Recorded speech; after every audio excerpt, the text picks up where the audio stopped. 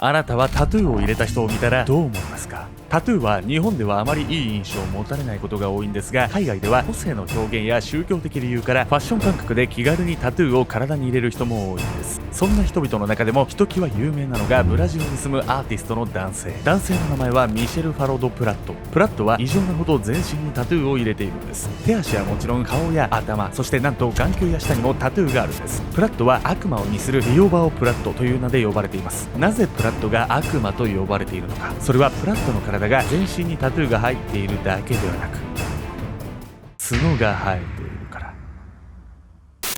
タトゥーや整形を繰り返し悪魔になった男プラット。なぜ彼は痛みを乗り越え全身を改造し続けたのか。そこにはプラットの悪に見せられた過去があったんです。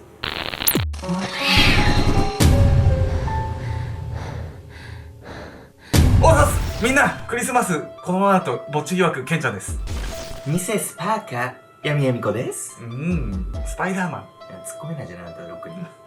ろくに突っ込めないね、あんた。なんでスパイダーマンでしょなんでスパイダーマンか、主人公がパーカーみたいな人でしょ。本当にすいませんでした本日皆様にご紹介するのはブラジルの超有名なタトゥーアーティストについてなんです。タトゥーってさ、なんか釘みたいな針みたいなの刺してやるんでしょ。それ眼球にやるってやばくない？普通に考えて。釘ではないかも。針みたいな。針でも痛いけど、痛子みたいになっちゃった。結構タトゥーって日本だとね、意味嫌われたりとかね。そうね、悪い印象が強いよね。いけないとか、海行けないとかね、あるんですけど、自己表現としては面白いんじゃないかなとね、思いましたね。肯定的に。海外とかだと結構自己表現のね、手段としてやられているんで、なんでね、僕がそう思ったかっていうと、このプラットさんのね、考え方とか、やってることは結構過激なんですけど、ちゃんとそこには自分の考えとかがあるっていうところがね、面白いなと、早速紹介していきたいと思います。あんたも入れる？僕はもう心に入ってます。心のタトゥー？心にタトゥーが入ってます。プラットの人体改造。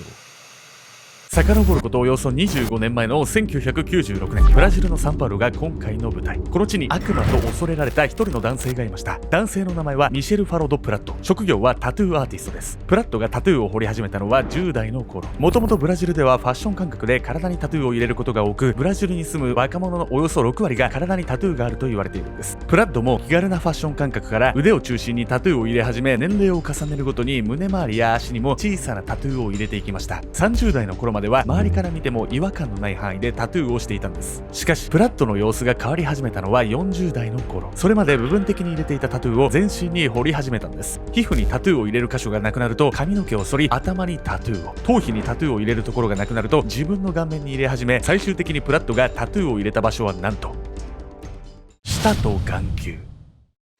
タトゥー自体体のどこであっても痛みを伴うんですが、痛みを感じやすい眼球はその比ではないんです。白目に青色のタトゥーを入れたことがある女性はその時の痛みをこのように話していました。眼球にタトゥーを入れた時はガラスの破片を10個ぐらい掴んで目の中に入れて、それをすり込むような痛みだったわ。痛いめちゃくちゃゾワッとしたわよこれ。耳が痛いわ。この女性は一時期、入れ墨を目に入れるということで失明の危険性もあったらしくね。だろうな。ちなみに現在の日本だとこの手術は禁止されてます。危険すぎてね。いやでも確かに目にそのタトゥー入れて目の色変わってたら悪魔って怖がる人の気持ちはわかるわよこれは。いや、自己表現です。自己表現。もうタトゥーどこに入れたって本人自由ですから。実はプラットの人体改造はまだまだ終わっていないんです。ここからプラットのとんでもない人体改造がもっと進んでいくんです。体中のありとあらゆる場所にタトゥーを入れたプラット。最終的には全身の 80% 以上にタトゥーが入っていたんです。こうしてタトゥーを入れる場所がなくなったプラットが次に取り掛かったのは全身の改造。まずは前歯を抜き、尖った牙のインプラントを設置。頭や額にも穴を開けてインプラントを入れることで、まるで角のようにボコッと出っ張らせたんです。さらには鼻と耳の軟骨を削り、悪魔のような顔の形を作り上げていきました。それでもまだ自分の体に納得しないプラット。悪魔のような見た目に近づけたい。あとは何をすればいいのか。より悪魔らしい見た目を求めたプラットは自分の薬指を切断。何目指してんの本当にわかんないんだけど、そんなおしゃれにしては度が過ぎすぎてるんじゃない？ちょっと分かられたくない。あんたなんか憑依し、今日いた子がなんか憑依してるなんか。分かられたくない。分かられたくない。っていうことなんですよね。あ、そうなの。別にみんなに分かってもらうためにやってるんじゃないですよ。自己実現の手段の一つです。というわけで本日のネトラキーワード、自己実現の欲求について。自分の可能性を広げ成長したいと願うこと。人間の欲求の中でも最も最後に発生する欲求で、他人からの評価に影響されず自分自身の変化を喜ぶものなんです。自己実現の欲求は他人からどう思われたいというより、自分がどうなりたいかということが重要になるんです。プラットは悪魔のようになりたいと願い、周りから怖がられたり異常がられても自分の意志を貫いて全身の改造を続けました。逆にかっこいいっすよね。なるほどね。もうなんか有名になりたいとか、私らしく生きたいとか、普通にね、人が思うように、プラットもそれが悪魔になりたいっていうことだったわけね。そういうことです。まあ何がしたいのかそれで分かったんだけどさ、そこってなんで悪魔だったわけ？意味が分かんない。実はね、プラットの過去にね、その原因が。タトゥーと壮絶な人生。1970年代、プラットはブラジルのサンパウロで生まれました。サンパウロはブラジルの経済の中心地で日系人も多い超巨大都市なんです。しかしサンパウロは発展している豊かな都市のようにも思えるんですが、一方で非常に治安が悪い場所でもあるんです。現在でも1日に殺人が約10件、強盗が約1000件も発生しているそうなんです。プラットが生まれた70年代はさらに治安が悪く、ホームレスが激増していた時代でもあったんです。実際にプラットの家も貧しく、プラット自身は大人になっても就職先が見つからずホームレスになってしまったんです。治安が悪い地域でのホームレス生活はまさに命がけ。常日頃から強盗や殺人が起こり、死体が身近にあることも当たり前。プラットはそんな現実から逃避するために薬物に手を出し、薬物中毒者になってしまっていたんです。しかしそんなプラットの人生を変えたのがタトゥーでした。技術を磨いてタトゥーアーティストになり、地獄のようなホームレス生活からの脱却に成功したんです。そしてタトゥーアーティストとして生まれ変わったプラットにはある思いが宿っていました。世の中は悪意に満ちている。その悪意に引きつけられ、表現するため自分は今の姿になったんだ。その悪意を自分で体現するために悪魔になったっていうわけだね。そうなんです。もう地獄のようなね、生活から抜け出した過去の自分を客観視した結果、世の中のね、悪意っていうものがより一層見えてきたんじゃないですかね。まあこれも立場が変わったからよく見え出したことなのかもしれないよね、この悪意がね。すごいっすよね。でもさ、自分のさ、憧れをさ、見た目とかで表すことはよくあることだけど、ここまで改造するのはなかなかいないと思うわよ、私。います。あ、いるの？いるんです。世の中にはですね、プラットと同じようにね、自分の体をめちゃくちゃ改造する人間がいるんです。まだ進化への欲望。